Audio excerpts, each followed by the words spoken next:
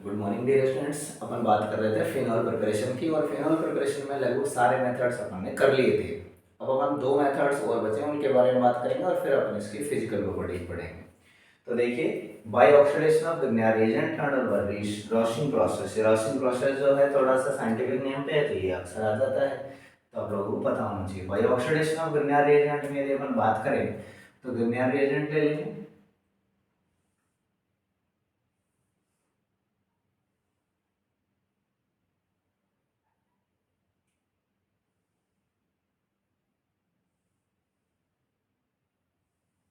ये कन्या रिएजेंट ले लिया, इसे बोलते हैं पेनिल मैग्नीशियम ब्रोमाइड। ठीक है, अब इसका क्या करवाते हैं अपन, ऑक्सीडेशन करवा देते हैं। ये लिया अपन ने हाफ O2। तो आपको ज्यादा इसमें कुछ नहीं करना है, इतना सा करना है कि जो ऑक्सीजन है ना, इसको इसमें ऐड कर दो। सिंपल सी बात है, ये लीजिए।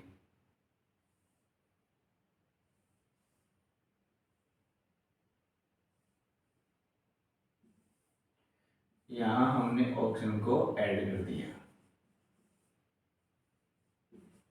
ठीक है, और अब कर दो इसका हाइड्रोलाइसिस। अब क्या कर दो इसका हाइड्रोलाइसिस।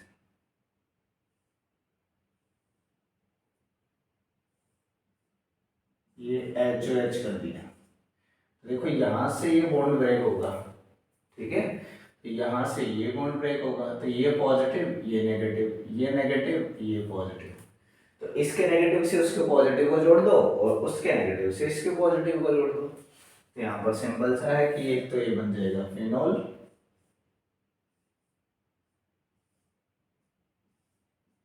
ये O था, इसके साथ H आ गया, और साथ में निकल जाएगा, मैं यहाँ लिख देता हूँ MgOH क्लियर।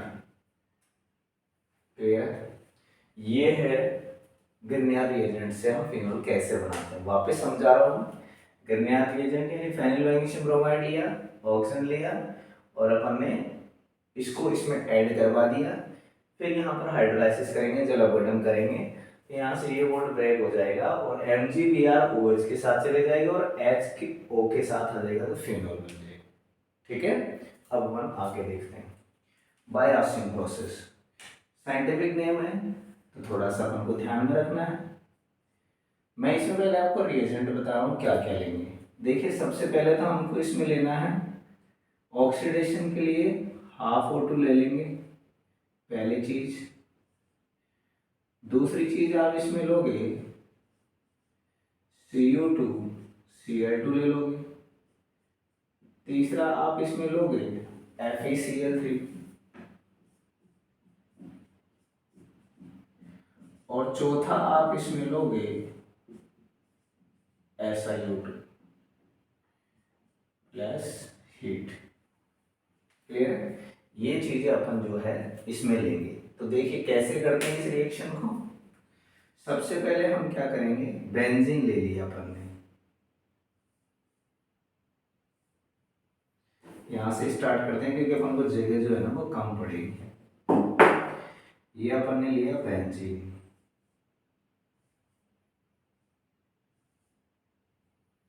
कॉपी पेन साथ लेकर करो, ताकि बैठ जब आप इनको करो तो उनको नोट्स को लिख लो। ठीक है ना, तो कॉपी पेन लेके बैठा करो।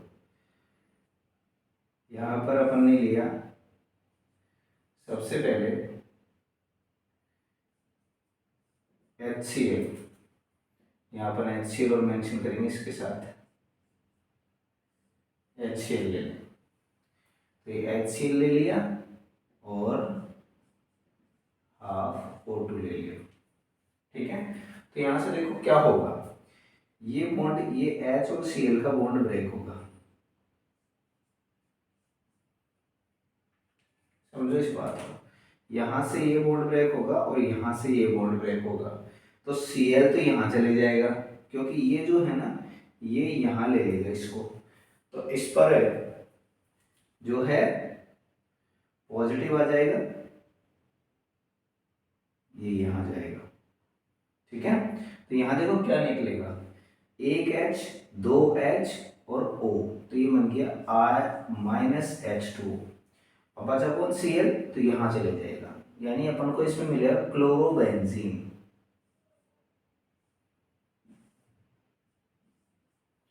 क्लोरोबेंजीन बन जाएगा। अब ये जो क्लोरोबेंजीन है इसमें आप डालो ये Cu2, Cl2 एंड FeCl3 और इसको अपन क्या करेंगे, गर्म करेंगे। क्लियर है। तो यहां से आपको यही मिक्स कर देते हैं, कोई दिक्कत नहीं है। क्लोरोबेंजीन का अपन क्या करेंगे, SiO2 से रिएक्शन करवा देंगे, इनको यही मिक्स कर दो, कोई दिक्कत नहीं है। Cu2Cl2 और FeCl3 ये मिक्स कर दो, कोई समस्या नहीं है। तो ये क्लोरोबेंजीन बन जाएगा। अब क्लोरोबेंजीन जो है इसका अपन ये जो वाटर है ये इसके साथ में हाइड्रोलाइसिस करेगा और ये ले लेंगे, ये बच गया ना ये अपने पास में, तो ये ले लेंगे और गर्म करेंगे।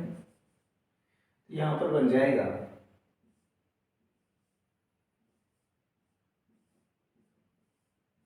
OH plus HCl। मैं वापिस से इस रिएक्शन को आपको बता रहा हूँ, समझिए। देखो क्या होगा, पहले आपने बेंजीन लिया, HCl, हाफ O2, CuCl2 और FeCl3 ले लिया, यहाँ से वाटर मॉलिक्यूल निकलेगा और Cl यहाँ लग जाएगा, ठीक है। उसके बाद अपन H2 SiO2 लेंगे और क्या करेंगे, इसको गर्म करेंगे, तो इस Cl यहाँ से हट जाएगा और यहाँ OH लग जाएगा। अब HOH में से एक H जो है वो तो इस Cl के साथ गया और यहाँ जो OH बचा वो यहाँ लग जाएगा, तो HCl और OH।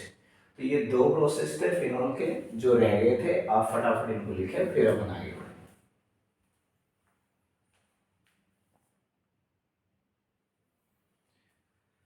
अब अपन बात करेंगे फिजिकल प्रॉपर्टीज की, क्योंकि अपन ने इसके प्रिपरेशन मेथड्स देख लिए और उससे पहले इंट्रोडक्शन देख लिया, नेमिंग देख लिया अपन ने, ठीक है।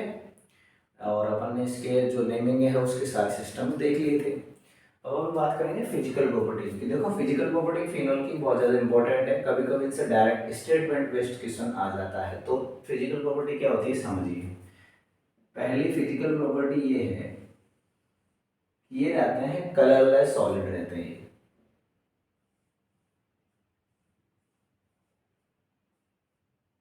कलरलेस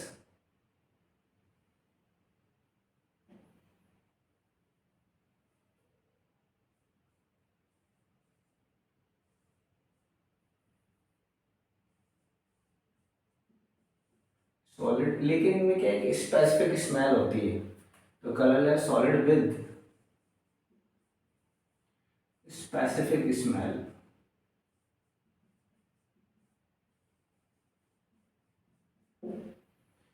दूसरी बात आपको ध्यान में रखनी है कि फिनॉल जो होते हैं ना वो टॉक्सिक होते हैं, नेचर में पॉइजनस होते हैं, जहरीले होते हैं। तो टॉक्सिक इन नेचर, और ये सभी फिनॉल होते हैं, ऐसा नहीं कोई एक होगा, सारे फिनॉल जो होते हैं वो क्या होते हैं, टॉक्सिक होते हैं इन नेचर। दूसरी बात, यदि हम क्या करें, इनको ओपन में छोड़ दें, या तो एयर में या फिर आप लाइट की प्रेजेंस में इनको छोड़ दोगे तो तुरंत ऑक्सीडाइज हो जाते हैं और इनका जो कलर है वो पिंक हो जाता है ड्यू टू ऑक्सीडेशन। ये बात आप ध्यान रखना, ठीक है। तो when placed in open air और लाइट,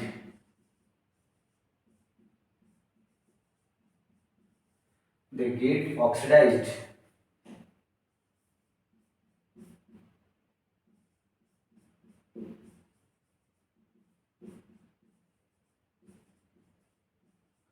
and become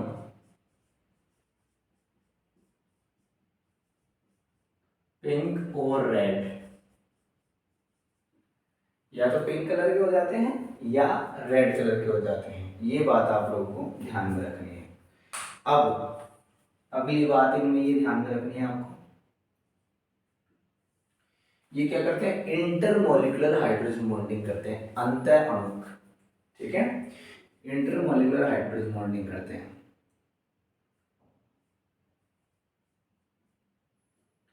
तो देयर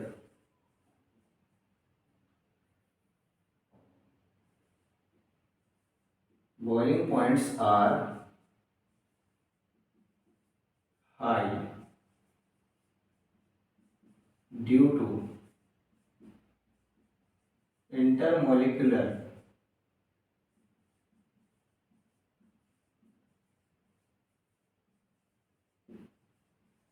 H बॉन्डिंग, ठीक है, क्योंकि ये क्या करता है, इंटरमोलिकुलर H बॉन्डिंग जो है वो एसोसिएशन को इंक्रीज करता है,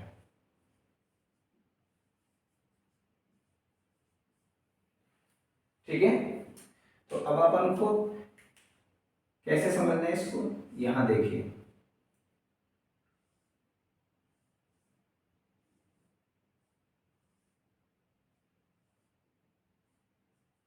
ये फिनोल है, तो इसका एक जो है वो दूसरे के साथ में,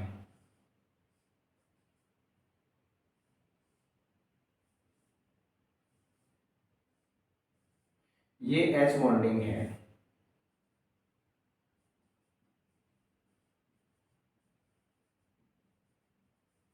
अभी बस समझ, अभी अगले के साथ कर लेगा,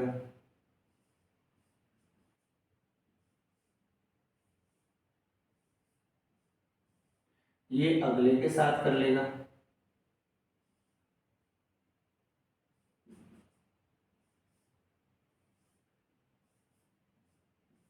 हाइड्रोजन बॉन्डिंग है ये, ठीक है, अंतःअणु बोलते हैं इसको। अब ये हाइड्रोजन बॉन्डिंग की वजह से इनमें क्या हो जाता है, एसोसिएशन हो जाता है, संयुग्मन जिसे हम बोलते हैं, संयोजन।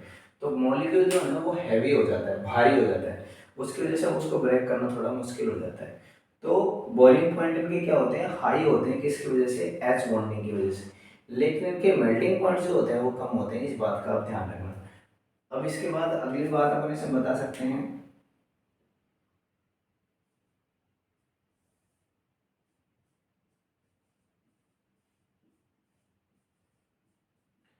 insoluble in cold water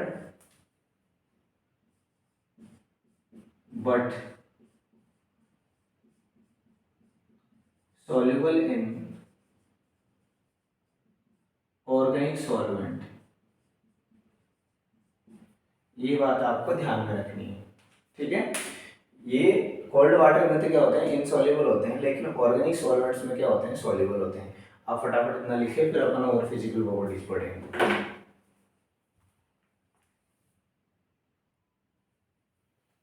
अब नेक्स्ट बात करते हैं अपन,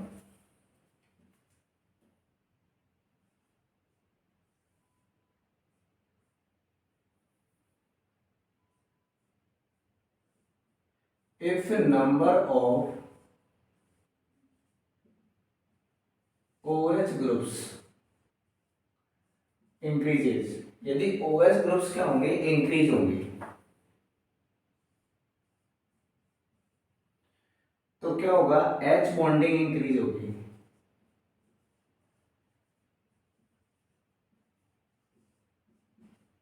H बॉन्डिंग क्या होगी, इंक्रीज होगी, और H बॉन्डिंग इंक्रीज होगी तो ये सॉल्युबल हो जाएंगे। इसका मतलब आप ये कह सकते हो, इससे क्या कंक्लूजन निकला, ये जो कॉन्सेप्ट है, इससे इससे ये कंक्लूजन निकला कि पॉलीहाइड्रोक्सी या पॉलीहाइड्रिक जो फिनोल्स होते हैं वो मोर सॉल्युबल होते हैं इन वाटर। तो polyhydric phenols are more soluble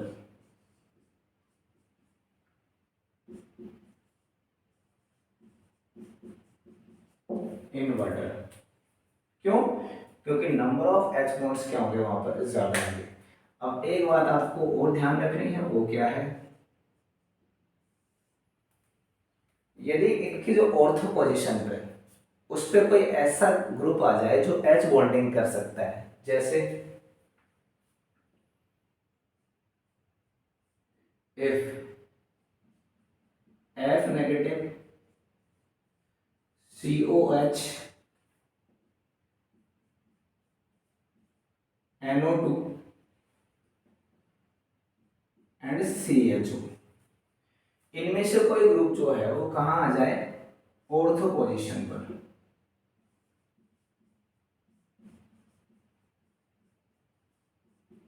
present at ortho position.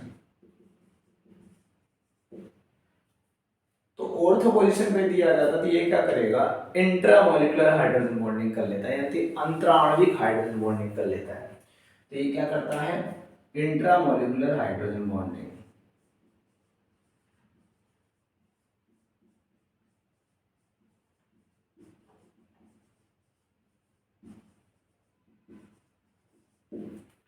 और इंट्रामोलिकुलर हाइड्रोजन बॉन्डिंग कर लेगा तो ये क्या होगा कि किसी दूसरे के, जैसे वाटर है, वाटर के साथ में बॉन्डिंग नहीं कर पाएगा, और वाटर के साथ बॉन्डिंग नहीं कर पाएगा तो अब इसकी वजह से इनका जो बॉइलिंग पॉइंट है वो क्या हो जाएगा, डाउन हो जाएगा, या फिर आप ये कह सकते हो सॉलिबिलिटी भी इनकी डाउन हो जाएगी।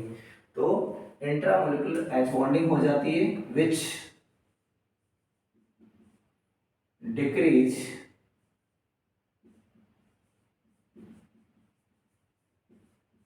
Intermolecular H bonding. बात समझ में आ रही है क्या? और इसीलिए क्या हो जाते हैं, इनसॉल्युबल हो जाते हैं, किसमें, वाटर में। सो इनसॉल्युबल इन वाटर। दूसरी बात, इसकी वजह से इनकी वोलेटिलिटी जो होती है वो बढ़ जाती है, यानी कि इनकी वाष्पशीलता बढ़ जाती है। जब वो वाटर के साथ बॉन्डिंग कर ही नहीं रहे तो आराम से इनकी क्या बन सकती है, वाष्प बन सकती है। तो इट आल्सो इंक्रीज वोलेटिलिटी। ठीक है, वोलेटिलिटी इंक्रीज हो जाएगी,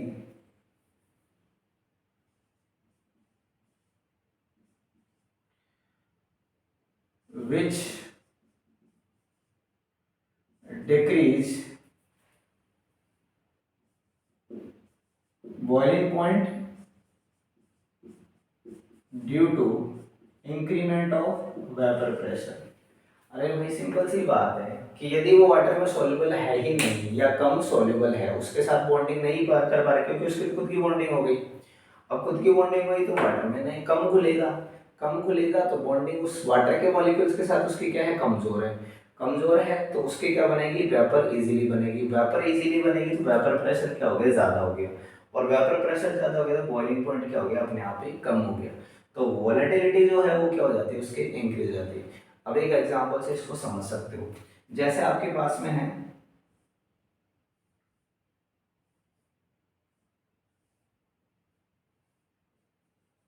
ऑर्थो पोजीशन पे आपने NO2 ले लिया,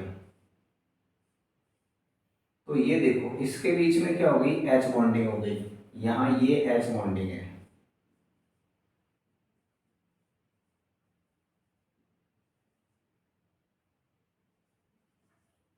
ठीक है, लेकिन यदि ये हो गया ऑर्थो नाइट्रोफिनोल, ये क्या है, ऑर्थो नाइट्रोफिनोल। यदि मैं पैरा नाइट्रोफिनोल लेता हूं, यहां पर OH और यहां पर ये पैरा नाइट्रोफिनोल है।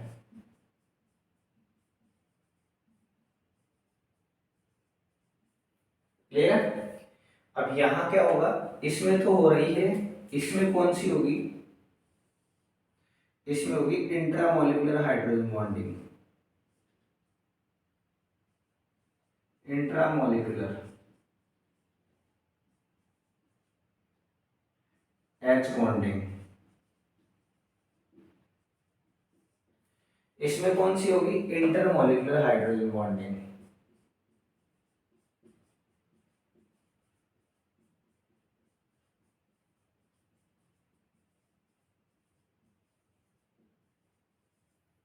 क्लियर है?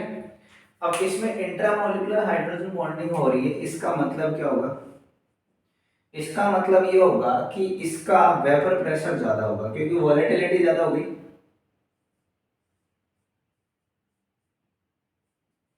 वोलेटिलिटी क्या हो गई? ज्यादा हो गई। तो वेपर प्रेशर क्या हो गया? ज्यादा हो गया। तो बॉइलिंग पॉइंट इसका क्या हो गया? कम हो गया। क्लियर है? यहां रिवर्स हो जाएगा कि इसकी वोलेटिलिटी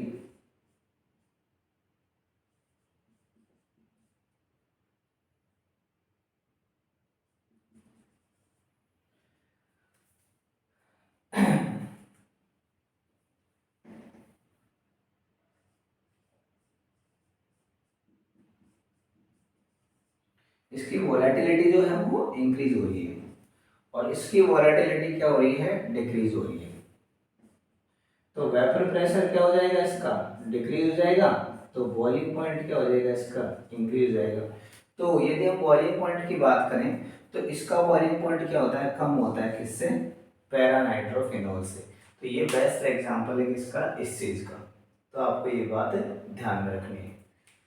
ये वोलेटिलिटी को थोड़ी सही कर लेना आप लोग, वाष्पशीलता बोलते हैं इसे।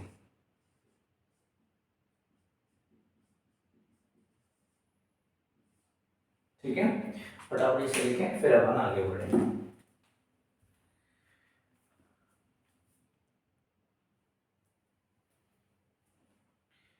अब फिनोल्स के अपन केमिकल प्रॉपर्टीज के बात करेंगे, जो कि बहुत ज़्यादा इंपॉर्टेंट है, आप लोगों को इसके बारे में अच्छे से पता होना चाहिए। तो केमिकल प्रॉपर्टीज में सबसे पहले जो प्रॉपर्टी है वो है एसिडिक नेचर है। एसिडिक नेचर आपको अच्छे से पता होना चाहिए, क्योंकि इसका एसिड नेचर कंपेयर करवा लिया जाता है, इसके अक्सर क्वेश्चंस बनते हैं। तो आइए समझते हैं अपन एसिडिक नेचर जो है उसको कैसे समझोगे आप लोग।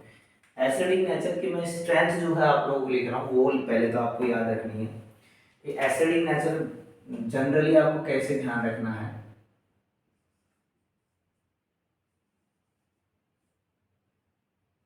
एसिडिक स्ट्रेंथ की बात कर लेते हैं।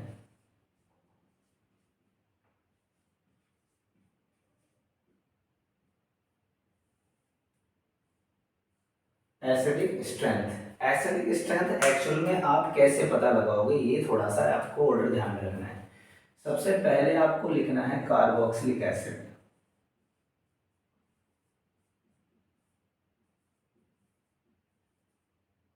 इनकी सबसे ज्यादा होती है, ठीक है ना। उसके बाद आप लोगे फिनोल्स।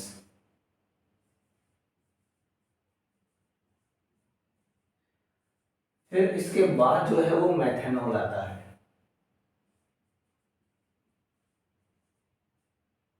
उसके बाद आता है वाटर।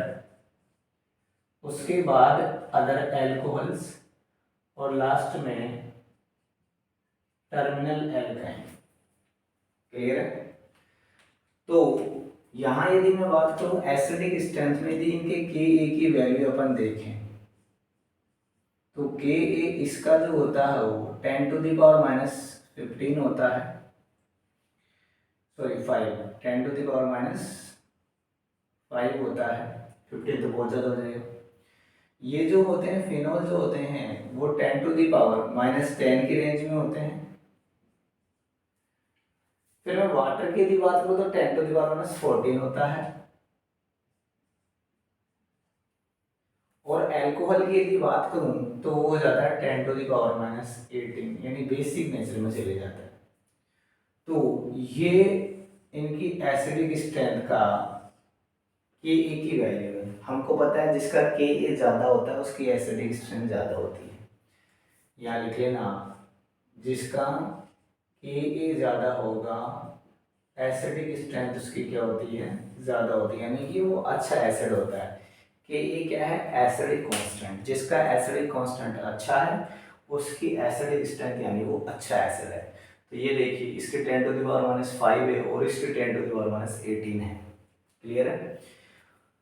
अब ये क्यों होती है इस बात को थोड़ा सा अपन समझ लेते हैं। फिनोल जो है वो एसिडिक नेचर के क्यों होते हैं। देखिए क्या होता है, जैसे अपने पास में है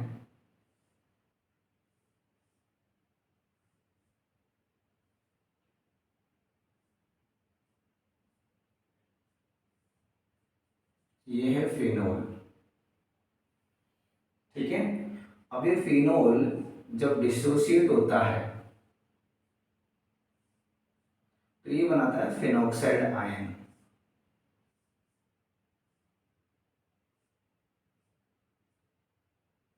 ये ओ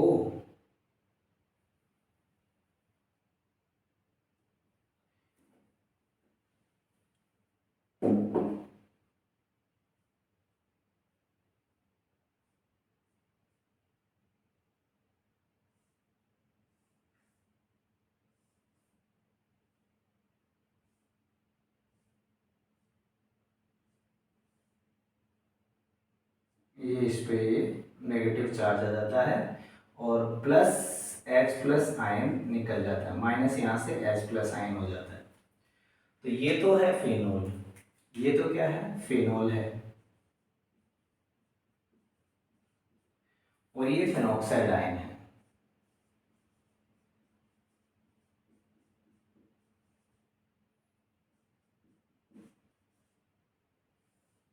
ठीक है, अब ऐसा देखने को मिलता है प्रैक्टिकली कि ये तो होता है लेस स्टेबल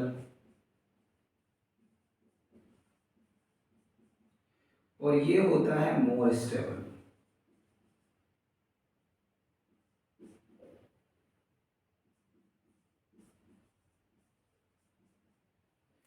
ठीक है, जबकि इसमें भी 5 रेजोनेटिंग स्ट्रक्चर्स होती है।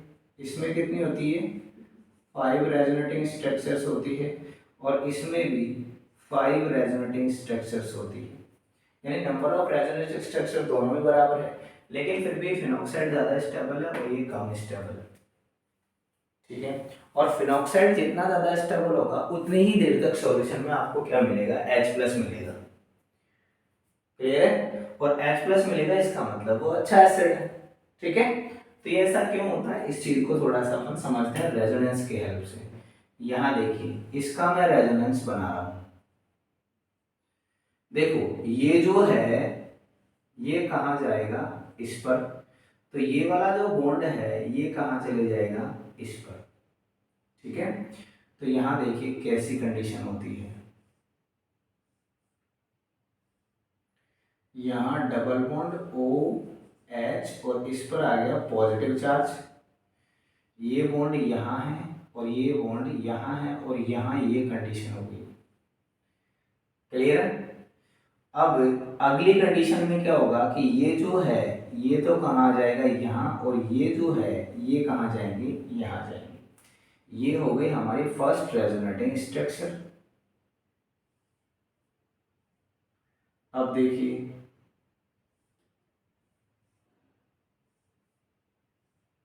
ये डबल बॉन्ड ऑक्सीजन H इस पर पॉजिटिव है, अब ये यहाँ आएगा तो यहाँ क्या हो जाएगा, डबल बॉन्ड हो जाएगा, और यहाँ क्या हो जाएगा, ये कंडीशन हो गई, और ये यहाँ है।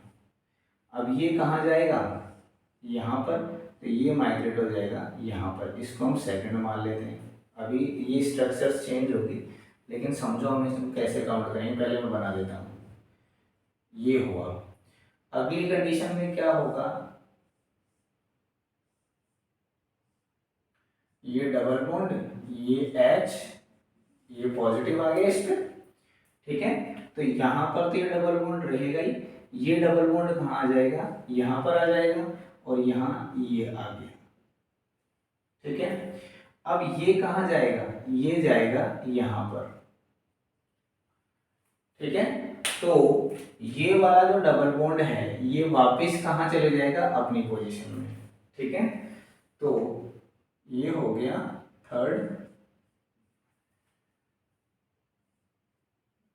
और यहाँ पर कुछ इस तरह से स्ट्रक्चर अपन को मिलेगी, ये डबल बॉन्ड, ये डबल बॉन्ड, ये डबल बॉन्ड, ये सिंगल हो गया। ठीक है, तो हम इसको मानेंगे फर्स्ट, इसको मानेंगे सेकंड, इसको मानेंगे थर्ड, इसको मानेंगे फोर्थ, और ये हो गई हमारी फिफ्थ स्ट्रक्चर। कोई दिक्कत इसमें, अब मैं इसके बना रहा हूं, इसकी चेक करेंगे। ये जैसे पहली स्ट्रक्चर हो गई, तो ये इलेक्ट्रॉन जो है कहाँ आएंगे, यहाँ आएंगे, तो ये बॉन्ड कहाँ जाएगा, यहाँ जाएगा। तो देखिए कैसे बनेगा ये,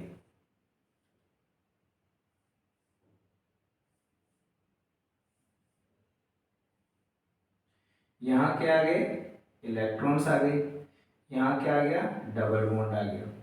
लेकिन इस पे तो नेगेटिव था ना ऑलरेडी, तो इस पर पॉजिटिव नहीं आएगा। यही मेन डिफरेंस, इसका ध्यान रखना आप लोग।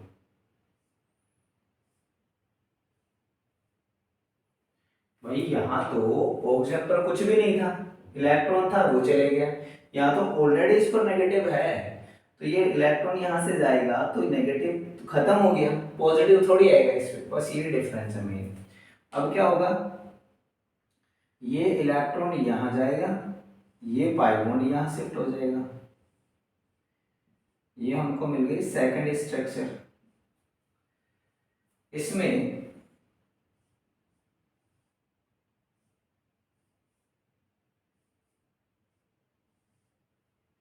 यहाँ पर क्या आ गया, डबल बॉन्ड आ गया, यहाँ पर क्या आ गया, नेगेटिव आ गया, और यहाँ पर ये डबल बॉन्ड है।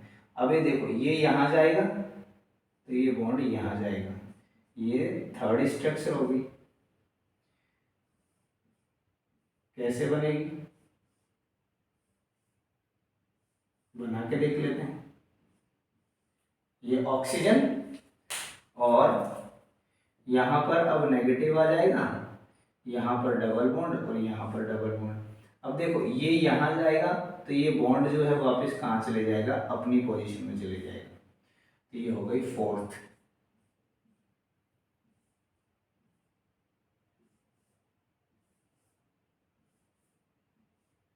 यहाँ बॉन्ड आ जाएगा, यहाँ बॉन्ड है, यहाँ बॉन्ड है, और ये O वापिस इस पे क्या आ गया, ये। और ये हो गए फिफ्थ रेजोनेटिंग स्ट्रक्चर। क्लियर है। अब देखो इन दोनों में मेन डिफरेंस क्या है, इस बात को समझिए, इतने स्ट्रक्चर्स बनाने का रीजन क्या था। ये देखो यहाँ पर जब रेजोनेंस हो रहा है तो ऑक्सीजन पर पॉजिटिव आ रहा है और रिंग पर नेगेटिव आ रहा है। लेकिन यहाँ जब रेजोनेंस हो रहा है तो ऑक्सीजन पर कोई चार्ज नहीं आ रहा, लेकिन रिंग पर क्या आ रहा है, नेगेटिव आ रहा है। यहाँ चार्ज का सेपरेशन हो गया, यहाँ चार्ज का सेपरेशन नहीं हुआ। और जहाँ चार्ज का सेपरेशन हो जाता है वो स्पीसी अनस्टेबल हो जाती है, कंपैरिजन टू जहाँ सेपरेशन नहीं हुआ। सेपरेशन का मतलब वितरण हो गया। आगे बात समझ, बंटवारा हो गया एक तरह से। तो यहाँ क्या है, यहाँ हो रहा है चार्ज का सेपरेशन। ये जो कंडीशंस है इन सब में क्या हो रहा है, इन सब में हो रहा है चार्ज का सेपरेशन।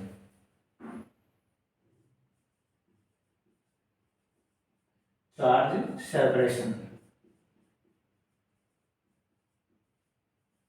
इसलिए ये क्या है, अनस्टेबल। और ये सब क्या है, स्टेबल। बात समझ में आ गई।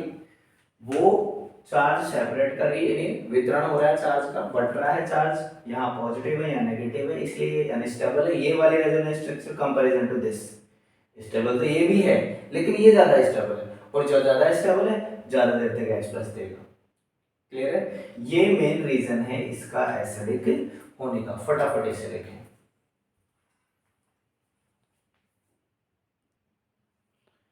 अब देखो एसिडिक स्ट्रेंथ जो होती है, एसिडिक नेचर होती है, उस पे जो कोई भी सब्सटेंट ग्रुप प्रेजेंट होता है फिनोल रिंग पर, जो बेंजीन रिंग होती है फिनोल के उस पर, वो उसकी एसिडिक स्ट्रेंथ को बहुत ज़्यादा इफेक्ट आउट करता है। तो अब इसको आपको समझना कैसे है, इसमें दो पॉइंट्स है कि effect on substituent on, effect of substituent on acidic nature of phenol. तो फिनोल पर सब्सटीट्यूएंट का क्या इफेक्ट होता है, इसको समझने के लिए हमको दो चीजें पता होनी चाहिए।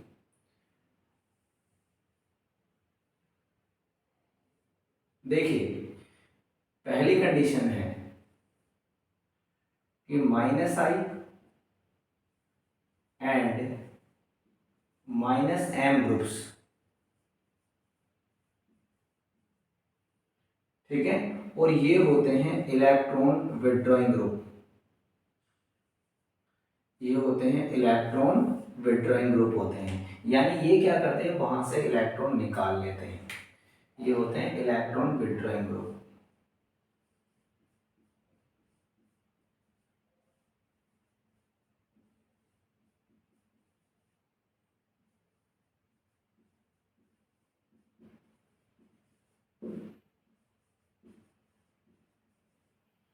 ठीक है, तो ये क्या करेंगे, इनका बस इतना सा ध्यान रखना है कि -I एंड -M यदि इंक्रीज होता है तो एसिडिक स्ट्रेंथ को ये क्या कर देता है, इंक्रीज कर देता है। बात समझ में आई? यदि -I और -M ग्रुप होता है तो वो क्या करेगा, एसिडिक स्ट्रेंथ को इंक्रीज करेगा। ये बात आप लोगों को ध्यान में रखनी है। लेकिन एक बात और ध्यान रखनी है कि इफ -I और -M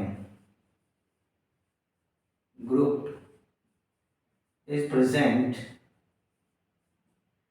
at ortho and para position,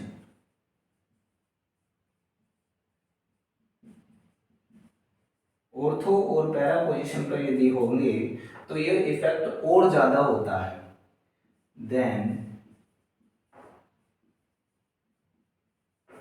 they will be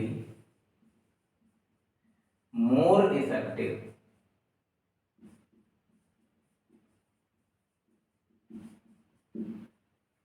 आ रही बात समझ में? यहां क्या होगा कि जैसे यहां पर ये फिनोल है, ठीक है, और ये बनाया फिनोक्साइड एंड यहाँ कोई एक्स ग्रुप है जो -I इफेक्ट शो करता है, तो ये बनाया फिनोक्साइड, यहाँ O नेगेटिव और ये X है, तो ये क्या करेगा, ये जो इलेक्ट्रॉन की डेंसिटी है इसको अपनी ओर पुल कर लेगा, अपनी ओर खींच लेगा। तो अपनी ओर करेगा तो इस पर इलेक्ट्रॉन की डेंसिटी क्या होगी, कम, तो रिएक्टिविटी फिनोक्साइड की क्या हो जाएगी, कम हो जाएगी, तो अब ये ज़्यादा स्टेबल हो जाएगा।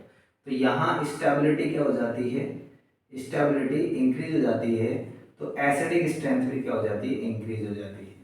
ये बात आप लोगों को ध्यान में रखनी है। अब मैं बता रहा हूँ इसका सेकंड फैक्टर। सेकंड फैक्टर इसका ये है,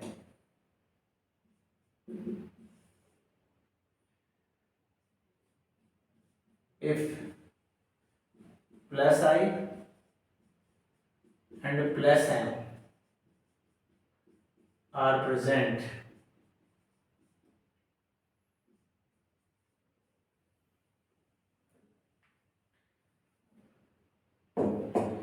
ये क्या होते हैं, +I और +M ये होते हैं इलेक्ट्रॉन डोनेटिंग ग्रुप्स, ये होते हैं इलेक्ट्रॉन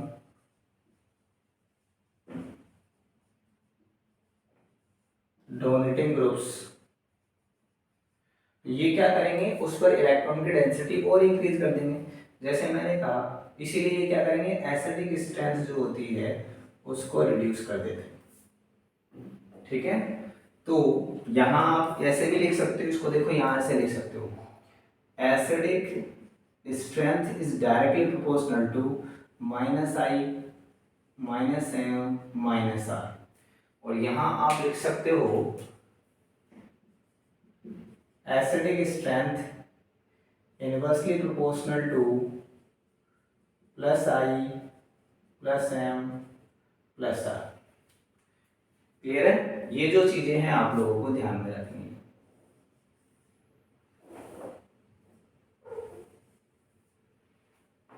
ठीक है, ये क्या करते हैं, इनका काम होता है, जैसे यहां पर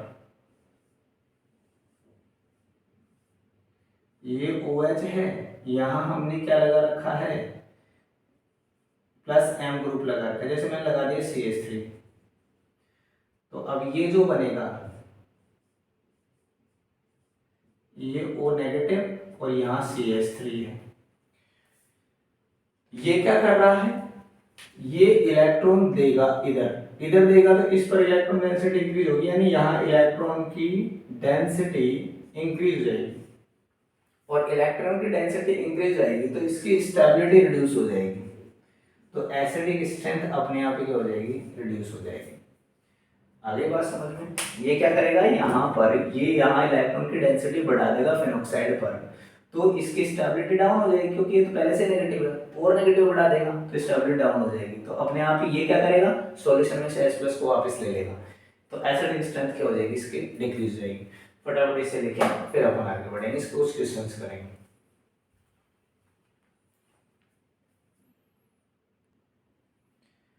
एसिडिक नेचर से रिलेटेड अपने पास में 2 क्वेश्चन है, इन 2 क्वेश्चंस को अपन डील करेंगे, किस तरह से आप इनको सॉर्ट आउट करोगे। सबसे पहले तो आप क्या करो कि जो क्वेश्चन आपको गिवन है उस क्वेश्चन में ये देखो कि फिनोल पर कौन सा ग्रुप प्रेजेंट है, कौन सा इफेक्ट शो करने वाला है। जैसे ए ऑप्शन है, इसमें कुछ भी नहीं है, बी में NO2 है ऑर्थो पोजीशन में, सी पे NO2 है मेटा पोजीशन पे, और डी पे है NO2 किस पे, पैरा पोजीशन पे। अब यहाँ देखिए, आपको अच्छे से पता है कि NO2 जो है वो होता है -I इफेक्ट शो करने वाला ग्रुप, मतलब कि ये है इलेक्ट्रॉन विड्रॉइंग ग्रुप। क्लियर है, इलेक्ट्रॉन विड्रॉइंग ग्रुप है, मतलब ये इलेक्ट्रॉन निकालेगा वहां से। ठीक है, अब बात करते हैं कि यहाँ इस पे तो अभी बात करनी नहीं, सबसे पहले हम बात करेंगे इन तीनों में। तो मैंने आपको बताया है कि जब सब्स्टिट्यूट ग्रुप ऑर्थो और पैरा पोजीशन पे हो जाता है तो मोर इफेक्टिव होता है। अब उन दोनों में भी ज्यादा इफेक्टिव कहाँ होगा, यदि अपन ए और सी को कॉम्पिटिशन से बाहर कर दें तो बी और डी में मोर एसिडिक कौन होगा, इस बात को समझिए। ये ज्यादा इफेक्टिव होगा, ये ज्यादा इफेक्टिव होगा। इसको चेक करेंगे तो ये क्या करता है, इंट्रामोलिकुलर क्या कर देगा, हाइड्रोजन बॉन्डिंग कर देगा, तो यहाँ से H को निकलने ही नहीं देगा। लेकिन ये इंट्रामोलिकुलर हाइड्रोजन बॉन्डिंग नहीं करेगा, मतलब ये क्या करेगा, यहाँ से H आसानी से निकल जाएगा और स्टेबिलिटी भी बढ़ा ही रहा है। क्लियर है, स्टेबिलिटी ये भी बढ़ा रहा है, लेकिन प्रॉब्लम ये है H को निकल ही नहीं दे रहा। इसका मतलब सबसे मोस्ट एसिडिक जो होगा वो कौन होगा, डी, उसके बाद कौन आ जाएगा, बी, उसके बाद कौन आ जाएगा, सी, और सबसे कम कौन हो जाएगा, ए। बात समझ में आ गया आप लोगों को, कोई दिक्कत है क्या इसमें। अब इसमें चेक करते हैं, ये CH3 जो है, अब आपको यहां पहचान लेना है, CH3 जो है वो +I इफेक्ट वाला ग्रुप है, मतलब ये होता है इलेक्ट्रॉन डोनेटिंग ग्रुप, मतलब ये इलेक्ट्रॉन डोनेट करेगा, मतलब ये एसिडिक स्ट्रेंथ को क्या करेगा, डिक्रीज करेगा। तो सबसे ज्यादा डिक्रीज कौन करेगा, ये अपन को पता होना चाहिए। तो यहाँ पर ऑर्थो पोजीशन पे और ये पैरा पोजीशन पे, ठीक है। तो मोर इफेक्टिव कौन होगा, ये वाला, और लेस इफेक्टिव कौन होगा, ये वाला। ठीक है, इसका मतलब लेस इफेक्टिव होगा, मतलब ये बेसिक स्ट्रेंथ के सपोर्ट में होता है, तो एसिडिक स्ट्रेंथ क्या होगी, अपने आप ही कम हो गई। तो सबसे पहले कौन आ जाएगा, बी, यहां पर लिख देता हूं मैं, सबसे पहले आ जाएगा बी। अब देखो बी और डी जो होते हैं उनकी अप्रोक्सीमेट होगी, तो ये कर देते हैं हम डी। अब कौन बचा, सी, और उसके बाद में कौन बचा, ए। ये ऑर्डर आप लोगों को ध्यान रखना है और ऐसे ही इन क्वेश्चंस को आपको सॉर्ट आउट करना है। सबसे पहले तो आप क्या करो, इस कॉमन ग्रुप को क्या कर लिया करो, अलग कर लिया करो कि कॉमन क्या है। कॉमन कभी भी आंसर नहीं देगा, क्लियर है, ये चीज इसमें क्या है, कॉमन है सब में। तो डिसीजन किसके बेसिस पे होगा, NO2 के बेसिस पे। ऐसे यहां पर कॉमन फिनोल है,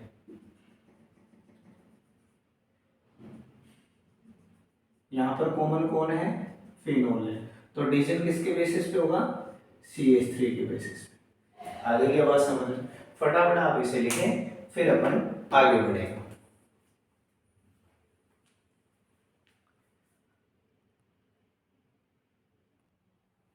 देखिए एक क्वेश्चन है JEE मेंस 2013 का, 2013 का, इसमें पूछा गया था कंपेयर एसिडिक स्ट्रेंथ।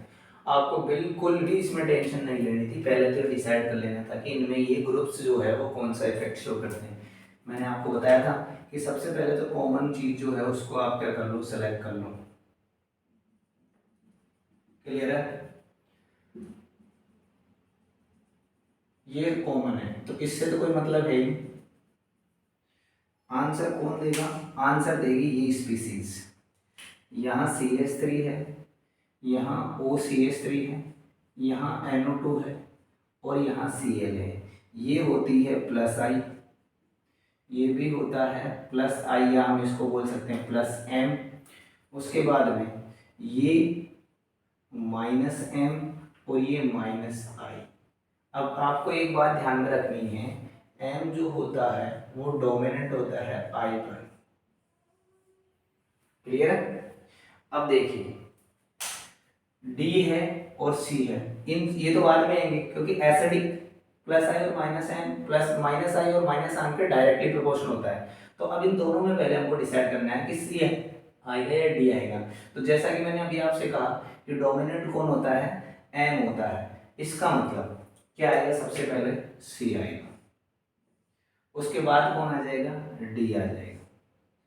उसके बाद यहाँ प्लस आई है और यहाँ प्लस एम है, तो ये प्लस आई जो होता है वो ज़्यादा डोमिनेंट होता है, इसका मतलब ये हो गया। और यहाँ पर क्या आ जाएगा? बी आ जाएगा। तो इस तरह से आपको इस क्वेश्चन को करना है। फटाफट इसे लिखें और फिर अपन इसमें कुछ इसकी जो एसिडिक स्ट्रेंथ है उसको प्रूव करने वाले रिएक्शंस है उनके बारे में बात करेंगे।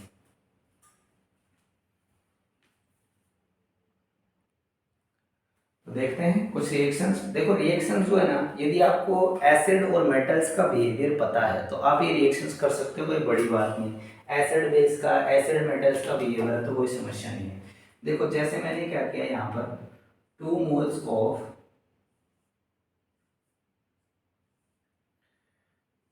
ऑफ फिनोल लिया और इसकी रिएक्शन अपन ने 2 मोल्स ऑफ सोडियम से करवा दी। तो यहाँ पर देखो ये एसिड का काम कर रहा है और ये मेटल है, और जब कोई एसिड मेटल के साथ रिएक्शन करता है तो डाइहाइड्रोजन गैस देता है, सिंपल सी बात है।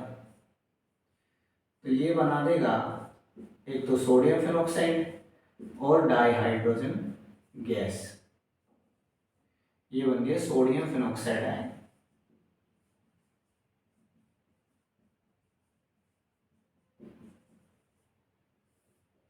क्लियर?